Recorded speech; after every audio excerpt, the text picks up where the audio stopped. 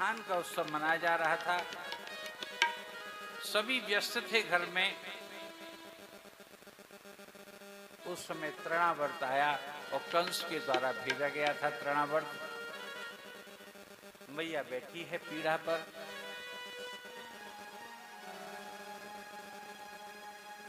यकायक भगवान को भगवान अंतर्यामी है, बाल गोविंद अंतर्यामी है।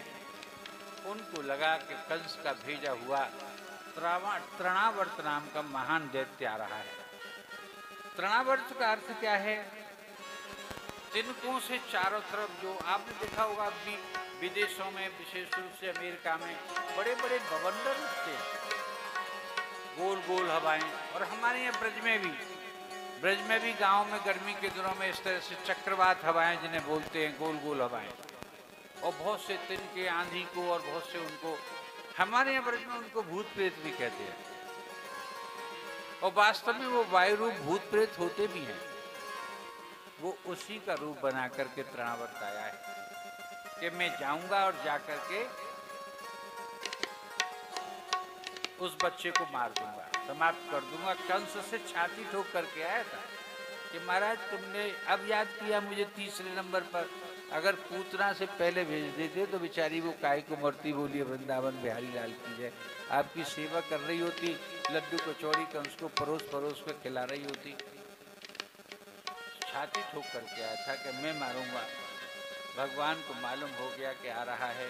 और मैया बैठी है पीढ़ा पर, गोदी में लिए पलथी मारी है मैया ने और बालक को सुला लिया है। एकदम भगवान ने क्या माया की कि भगवान भारी हो गए। और इतने भारी हुए मेरे गोविंद, इतने भारी हुए कि वो ऐसे हो गए जैसे कोई, इसके लिए दो क्रियाएं प्रयुक्त की भागवत जी ने, जैसे कोई पहाड़ हो।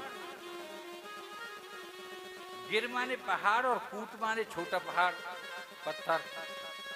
तो गिर कूट के समान, पहाड़ के पत्थर के समान, या ये कह लीजिए इतने भारी हुए कि एकदा आरोहमारुणम।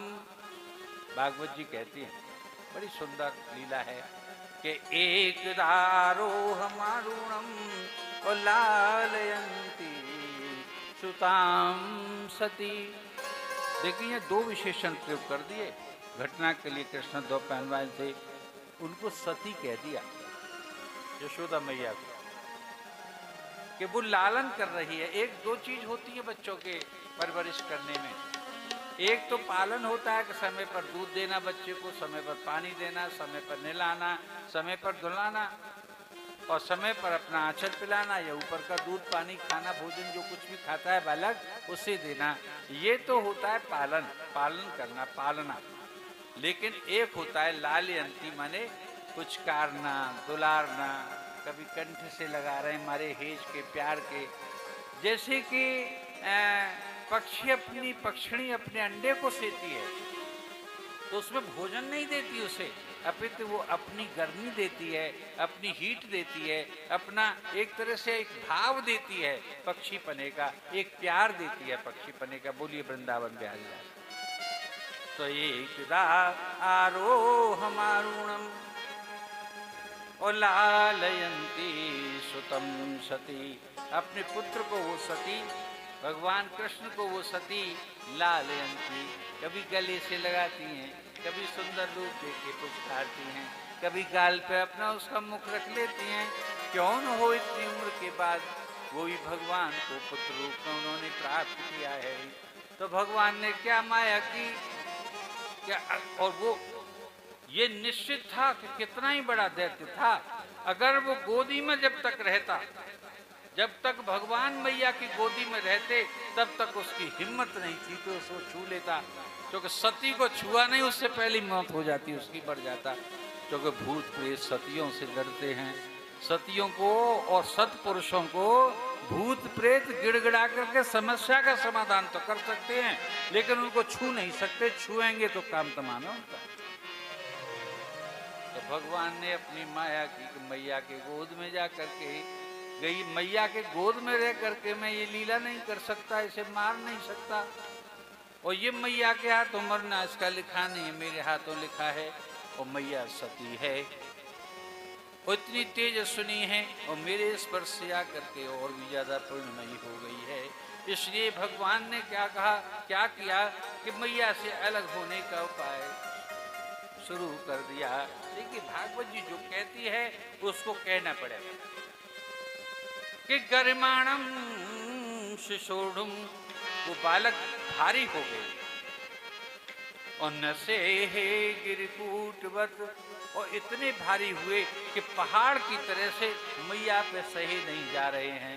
नसे हे गुरुपीठवत, जैसे समझ रही है तो मैया क्या सोच रही है कि मेरा बुढ़ापो है, ये बालक तो क्या भारी हो वो मेरो। माँ की ममता देखिए कि ये बालक तो क्या भारी हो वो, लेकिन मेरो ही बुढ़ापो है, मेरे पैर सो गए हैं, तो मुझे नहनो सो बालक, ये छोटो सो बालक भारी कितनों लग रहा है, जबरदस्त भारी लग रहा है। ये भाव माँ के मन में आया। एक इतिहास सुनाता हूँ आप, छोटा सा इतिहास है कि माँ की ममता बड़ी विचित्र होती है। अपना बेटा चाहे कितना ही भारी हो भरकम हो, लेकिन माँ को वो भारी भरकम नहीं रखता। कोई बात अगर बाकी मैया के सामने चाहे घर में बाहर चाहे कोई कितना वही मोटो मोटो के खिलाफ वह कुछ चिढ़ावे या उससे बोले, लेकिन माँ के सामने कोई जो ना कर सकते। मोटे का तू ना है मोटो, पर तू होगा मोटो, तेरा बाप होगा मोटो, वे छोरा तो मोटो ना है। माँ की ममता ऐसी होती है, कितना ही खिला पिला दे, अगर वो 10 रोटी भी खाता है दिन में एक बार में, और मैया के हाथ की बनी हुई खाता है कि लल्ला तेने आज रोटी कम क्यों खाई है,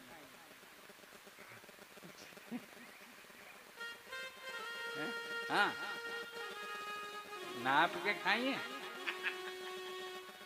ऐसे, और मैया ने करके खवाई है कि लल्ला आज तेने 2-4 रोटी कम कैसे खाई है, कछु भूख कम लगे बेटा, हाँ कि मैया मैंने तो उतनी रोटी खाई जैसे रोज